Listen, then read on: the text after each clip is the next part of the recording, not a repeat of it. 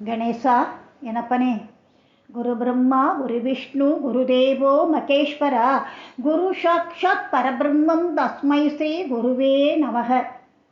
ஸ்ருதி ஸ்மிருதி புராணானாம் ஆலயம் கருணாலயம் நமாமி பகவத்பாத சங்கரம் லோகசங்கரம். ஹரஹர சங்கர ஜெய ஜெய சங்கர, ஹரஹர சங்கர ஜெய ஜெய சங்கர. இன்னைக்கு நான் பார்க்க போகிறது இளைய பீடாதிபதி ஸ்ரீ சத்ய சந்திரசேகரேந்திர சுவாமிகளை பற்றி. எல்லாரும் நேரையே போய் பார்த்துருப்பேன், நிறையா பேர் டிவியில் பார்த்துருப்பேன். இன்றைக்கி என்னோட ஆசைக்கு நான் அவரை பற்றி சொல்கிறேன்.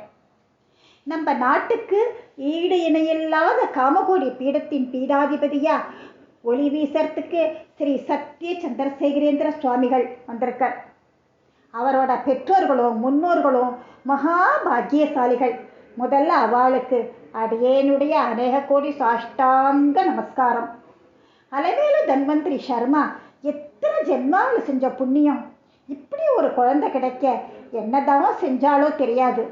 இந்த குழந்தை காஞ்சி மட பீடாதிபதியாகி சந்திரமௌலீஸ்வரர் பூஜை, அடுத்தது ஆதிசங்கரருக்கு சிவபெருமான் கொடுத்த ஸ்படிகலிங்க பூஜை, நித்தியப்படி சந்திரமௌலீஸ்வரர் பூஜையை கட்டாயம் செய்யணும்.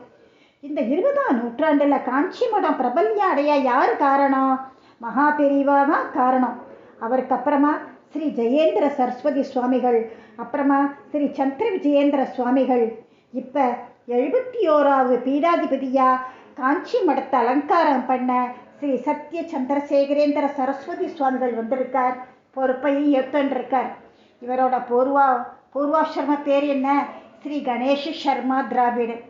வேதத்தில் கணம் அப்படிங்கிற பாகம் உண்டு. அதை முடித்தவாளுக்கு தான் கணபாடிகள்னு பேர் உண்டு. ஆந்திராவில் வேதம் படித்தவாளுக்கு திராவிட அப்படிங்கிற பட்டம். காஞ்சி காமாட்சி அம்மன் கோவிலில் இருக்கிற தீர்த்தத்துக்கு பஞ்சகங்கா தீர்த்தம்னு பேர். அங்கே தான் சன்னியாச தீட்சை கொடுத்துருக்கா அவருக்கு. ஒரு தரம் தண்டம் கொடுத்தாச்சுன்னா அதை கையில் வச்சுட்டு தான் எல்லா இடத்துக்கும் போகணும். அந்த தண்டத்துக்கு அவ்வளவு அதீத சக்தி இருக்குது. ஒரு கமண்டலமும் கொடுக்குறா. காஞ்சி காமக்கோடி பீடாதிபதிகள் கையாக இருக்கும். அது கமண்டலத்தில் இருக்கிற நீர் சாதாரண நீர் இல்லை, கங்கை தீர்த்தத்துக்கு ஈடானது.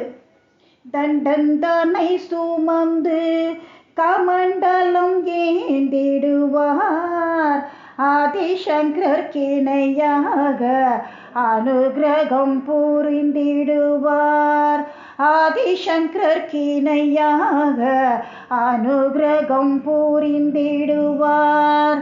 காஞ்சி மடத்தோட பீடாதிபதியாகணும்னாக்க எல்லாத்தையும் விட்டு கொடுக்கணும். அந்த வாழணுங்கிற எண்ணம், விட்டு கொடுத்து வாழணுங்கிற எண்ணம் வரணும் ஃபஸ்ட்டு அப்படின்னு அறிவுரை சொல்லுவாள். பொன் பொருள் எல்லாத்தையும் விட்டு கொடுத்துடலாம். ஆனால் ஒரு அம்மா தான் பெத்த பிள்ளையை விட்டு கொடுக்கணுங்கிறது ரொம்ப ரொம்ப பெரிய விஷயம், அபூர்வமான விஷயம். அது ஒரு தரம் மடத்துக்காக தன்னோட குழந்தையை கொடுத்தாச்சுன்னா அதுக்கப்புறம் பிள்ளைங்கிற உரிமையை விட்டு கொடுத்தே ஆகணும். தன்னோட குழந்தைய கடும் சந்நியாசத்துக்கு அனுப்ப எந்த அம்மாவால்தான் முடியும்? நிச்சயமாக முடியாது. இந்த வழி ஆதிசங்கரர், ரமணர், ஏன் மகாபெரிவா, இத்தனை பேர் மட்டும் இல்லை, இது வரைக்கும் வந்த 71 பெரியவாளோட அம்மாக்களுக்கும் இந்த வழி நிச்சயமாக இருந்திருக்கும். ஒரு சமயம் ஆதிசங்கரோட அம்மா அவரோட குருகுலத்துக்கு வந்து அவரோட கனவில் அவர் சன்னியாசம் வாங்கிக்கிற மாதிரி கனவு கண்டேன் அப்படின்னு சொல்லிட்டு ஓன்னு அழுதாளாம். அவர் அழுகிறத பார்த்துட்டு அந்த குருகுலமே அழுதுதான். பிள்ளைய பார்க்கணும்னு தோணினா கூட தூரத்திலிருந்து தான் தரிசனம் பண்ண முடியும், பக்கத்தில் வந்து கூட தரிசனம் பண்ண பாக்கியம் கிடையாது அவளுக்கு. அப்படிப்பட்ட தியாக வழியாத்தான் இந்த ஒரு பரம்பரை நிலச்சிருக்கு. சின்ன வயசுலேயே காவி உடையில தன் குழந்தைய பார்க்க இந்த தாய் என்ன புண்ணியம் பண்ணியிருக்கா. ஒரு தாயின் தியாகமும் ஆச்சாரியாளிடம் பெற்ற ஞான பயிற்சியும் தான் சன்னியாசி தீட்சையே ஏற்றுண்டு அன்னை காமாட்சி கிட்டக்க பிரார்த்தனை பண்ண நமக்கு ஒரு ஆச்சாரியர் கிடைச்சிருக்கார். அவரோட ஆசீர்வாதம் நம்ம எல்லோருக்கும் கிடைக்கணும். ஹரஹர சங்கர ஜெய ஜெயசங்கர, ஹரஹர சங்கர ஜெய ஜெயசங்கர, காஞ்சி சங்கர காமகோடி சங்கர.